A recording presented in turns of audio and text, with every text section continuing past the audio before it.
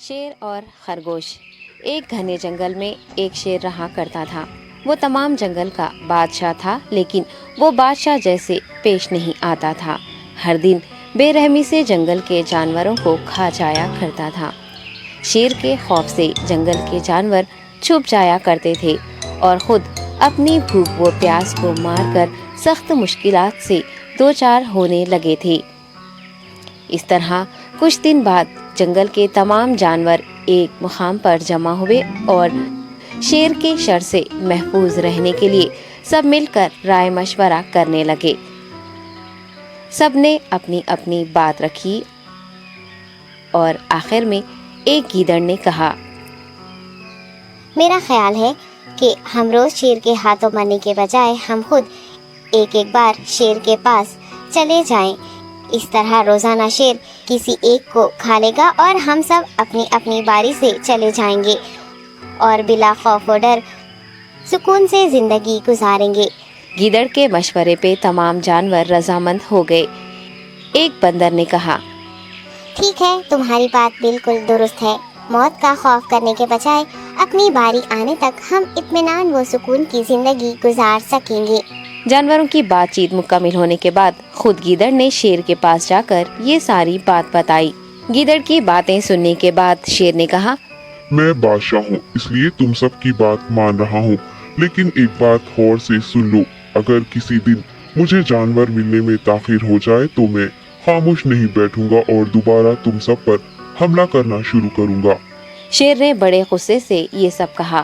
شیر کی باتیں سن کر گیدڑ نے سر ہلاتے ہوئے حامی بھر دی اور وہاں سے چلا گیا۔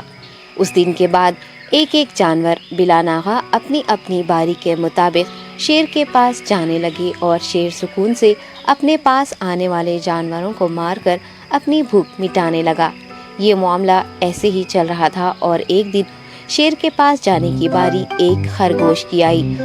وہ خرگوش بہت ہی ہوشیار تھا۔ اسے شیر کے پاس جانا منظور نہیں تھا اور اس نے اپنے ساتھی جانوروں کو بے رحمی سے مارنے والے شیر کو سبق سکھانے کی ٹھان لی اور ایک اچھی تدبیر نکال کر آہستہ آہستہ شیر کی گفا کے پاس پہنچ گیا۔ تاخیر ہو جانے سے شیر کافی غصے میں تھا اور خرگوش کو دیکھ کر غصے سے کہنے لگا، میں نے تم سب کو پہلے ہی کہہ دیا تھا، دیر ہو جائے تو میں خاموش نہیں بیٹھوں گا۔ تم نے وعدہ خلافی کی ہے، اس لیے میں جنگل جا کر من چاہے جانور کا شکار کر کھا جاؤں گا۔ تب خرگوش نے شیر سے کہا، معاف کر دیجیے بادشاہ سلامت، غلطی ہو گئی اور اس کا ایک واجب سبب ہے۔ اطمینان رکھیے، میں بیان کرتا ہوں، آپ سنیے اور اس کے بعد آپ آرام سے مجھے مار کر کھا لیں۔ شیر نے پھر غصے سے کہا، وہ کیا بات ہے، جلدی بتاؤ۔ خرگوش نے کہا، بادشاہ سلامت، میں آپ کے پاس آ رہا تھا اور راستے میں مجھے ایک شیر مل گیا اور مجھے مارنے کے لیے آگے بڑھنے لگا۔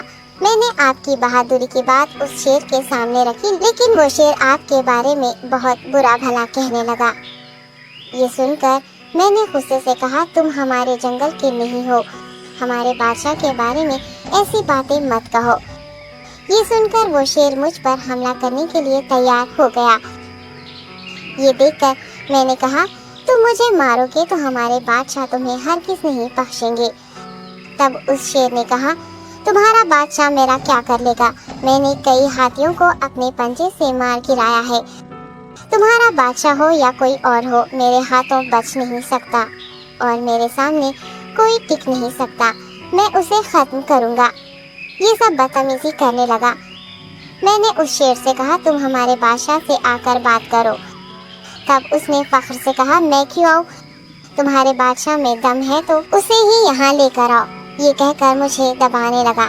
بادشاہ سلامت، اسی لیے آنے میں تاخیر ہو گئی۔ یہ سنتے ہی شیر غصے سے کہنے لگا، چلو ابھی چلتے ہیں، اسے ختم کر دوں گا۔ یہ سننے کے بعد خرگوش نے شیر کو جنگل کے درمیان موجود ایک کنویں کے پاس لے گیا۔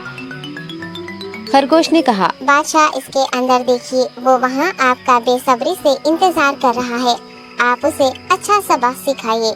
شیر غصے سے فوراً کنویں میں جھانکنے لگا اور زور سے دہاڑنے لگا۔ تب دوسری جانب سے بھی دوسرا شیر دہاڑتا ہوا محسوس ہونے